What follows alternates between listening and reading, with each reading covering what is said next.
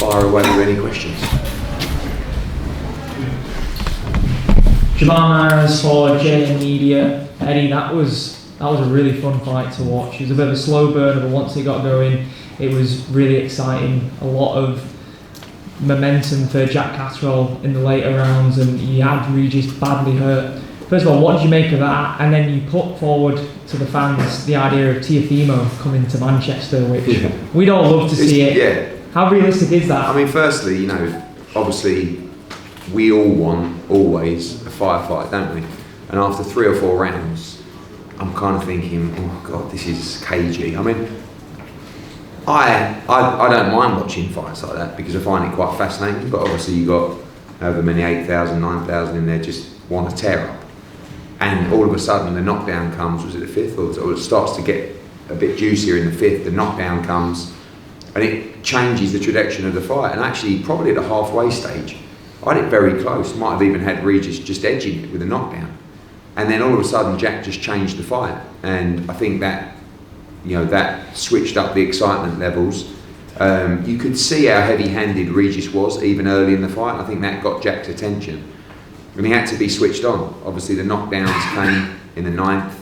You know, he won 10, 11, 12. I think he won 8 as well. And you've got to give a lot of respect to Regis because he was badly hurt. He turned his ankle over. He could hardly walk in the last couple of rounds and just never stopped trying. And, you know, he said after, this is the best guy I've ever fought by a mile. And I think Jack Catterall is one of the most underrated fighters in the world. I think sometimes the style, you know, to the sort of casual eye, they don't necessarily realise how good he is because he doesn't scream and shout, and he doesn't. He's a bit like Liam Paro. I think Liam Paro is a sensational fighter, but just because he don't scream and shout and backflip here and do all this kind of stuff, and you know, with regards to Teofimo Lopez, like I said, we'd love to spank him, but he's a very good fighter, and he's a massive star. And I doubt he would come to Manchester, but it'd be some night, wouldn't it? God, imagine bringing Teofimo Lopez to the UK. It'd be brilliant. And you know, that was a WBO international. Jack is sitting at number 2. I think hopefully it's going to move him closer to that number 1 position. And who knows what Teofimo's going to do? I see him probably moving up to 147. He's got the legal dispute with Top Rank. Maybe Jack fights the winner of Barboza against Ramirez for the vacant title. But we do have 2 guys fighting for the IBF World title on December the 7th in Liam Paro and Richardson Hitchens. So, you know, can we bring that World Championship fight here? Obviously, Liam Paro is going to say, well, what about Australia? Which is something that we'll look at as well. If Hitchens wins, he's going to say, what about New York? Which is something we'd look at as well. So Jack's in a great position, but when you look at his 11 months in Linares, Taylor, Prograis, you know, all headline fights, he really does deserve his shot. Tom Ivers, Boxing C. Just wanted to ask you about Campbell Hatton. Obviously 2 defeats in a row to Flint now, and kind of at that English title level. Where does he go from here now? I think that it's difficult because he's very young. So, like, if the guy was 29, 30, you'd say maybe that's your lot. But when you're enjoying what you do, and I think right now, Campbell Hatton's level is area and English title level. That's no disgrace. A lot of fighters don't even reach that level. But obviously, with our stable and where we're looking to take fighters, we don't really work with and kind of continuously back after back-to-back defeats, area title and English level fighters. Campbell's a little bit different. 1, because he's a really good kid. 2, because he works his nuts off. And 2, because he's given us back-to-back brilliant fights. And he's still young. So Campbell's got to look at himself and say, if that's my level, am I happy to continue? And if he's happy to continue, he should absolutely continue. You know, whether that's to go and get a couple of fights on, you know, smaller shows and without the pressure of the... I mean, he ends up being co-main event tonight, again in front of like 8,000. It's not easy. And a lot of people thought he won the fight. I went in the change room after and I said to Ricky thought he edged the fight. And I said, in my opinion, I thought you lost 6-4. But I'm going to give you my honest opinion. But when it's 6-4, it can go either way. But, you know, again, he gave us a brilliant fight, but he just wasn't good enough. And he's not really progressing. you know, the performance wasn't really much better, in my opinion, than the last performance. But he's young, and if he's enjoying the game and wants to stay at it, then he absolutely should. Hi, Regis from International Boxing. Were the scorecards, right now, one for me tonight, were the scorecards a little too wide in Jack's favour this time? Yeah, I think so. I think one was particularly, I can't really remember, but I had Regis Prograis winning 2 rounds plus the knockdown round. So a 10-8 round, and I think the first, and then was the knockdown the 5th or the 6th? 5th. So the 5th round, the first round, and one more. I think it was 7 or something like that. So again, I mean, obviously it was a 10-7 round. Jack won 10-11-12, obviously. I think 9 was the 10-7. Thought he won 8. Thought it was the 7, I think Regis won.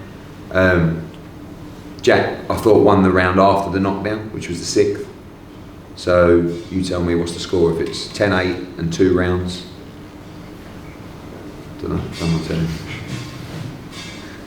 But yes, I thought one of the cards was particularly wide. Johnny here for Hook Boxing. Eddie, do you think it will be tough, difficult to match Jack? Because, like you say, he's not necessarily jumping around at press conferences, but he is so good. Like, for example, Teofimo, Lopez. Do you think it will be difficult to make those fights? Yeah, I think that it will be more difficult to make because he's very good. Do you know what I mean? But if you look at tonight, if you look at the atmosphere, that was all of our first times. I loved it. I thought it was really good.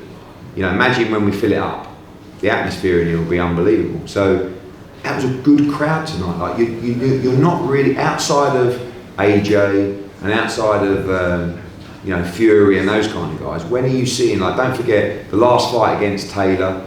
He did virtually 11,000 in Leeds. You know, over 8,000 tonight. Like, it's solid numbers. So a Teofimo Lopez fight would fill up this place.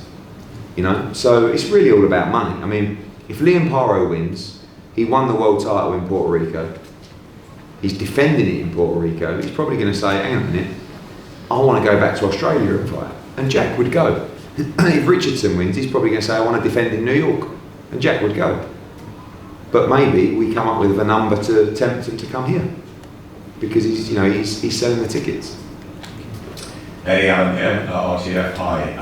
I just want to mention the crowd tonight, the first event in the Co-op Arena. We've had many, many nights in Manchester Arena, the likes of Ricky and Anthony Crawler. Do you think Jack Catterall can make this place a little bit of a fortress over the next couple of years? Because the fans really take to him. He's a lovely guy, as well as obviously having had those great results in the last year. Yeah, that's what I said. You know, after the fight in the ring, just a really good bloke. You know, and sometimes the Josh Taylor fight allowed him to show that little bit of spite because they hated each other.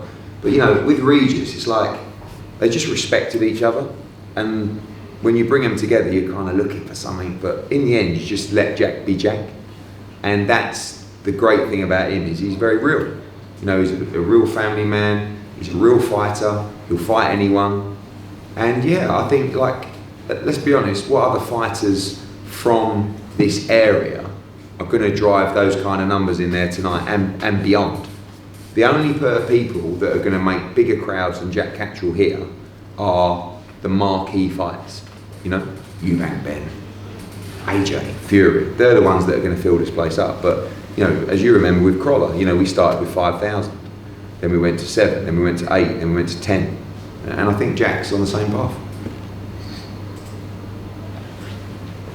Eddie, can you shed any light on what happened with Michael Gomez Jr.? Yeah, it was the most bizarre and unique situation I think I've ever seen. I mean, we were sitting at ringside and Dennis Gilmartin called Frank Smith and said, can you and Eddie come backstage ASAP?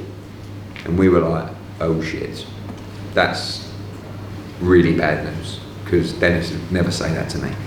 So straight away you know there's a problem with a fighter. So Frank Smith went back. He sat with the doctors. When Michael Gomez arrived in the changing room, he fell ill, and he was sort of bent over in pain. The doctors looked at him. They ran some tests. I believe they took a urine sample and did some checks on that sample quickly, and they decided that he had an infection and he wasn't fit to fight.